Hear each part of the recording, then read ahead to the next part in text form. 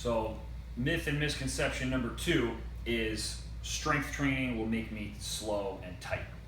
This is a very, very common misconception in any sport. Almost every athlete that I work with outside of football players has this kind of misconception in their mind about strength training.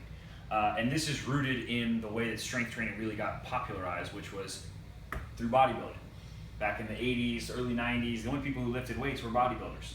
And they lifted body parts in order to build them up bigger, not to use them for any functional purpose.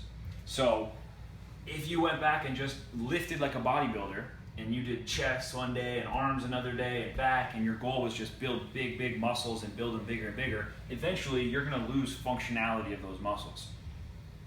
But this is not how we train athletes. Athletic training is based on movements, not muscles. So an athletic training program is based on squatting, hinging at the hip, pushing, pulling, twisting, jumping, throwing, running, sprinting, cutting, athletic-based movements. So when we're training like an athlete, we still strength train. You can lift weights in order to develop all these qualities that we talked about. I can lift weights to develop muscle endurance. I can lift weights to develop coordination, injury prevention, strength, power.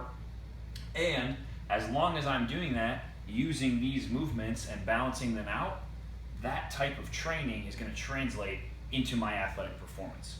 So the misconception of lifting heavy weights is going to get me slow or tight is all rooted back in old school bodybuilding. As long as you're not lifting like a bodybuilder and you're following an athletic training program, you're going to get a lot better from training that way.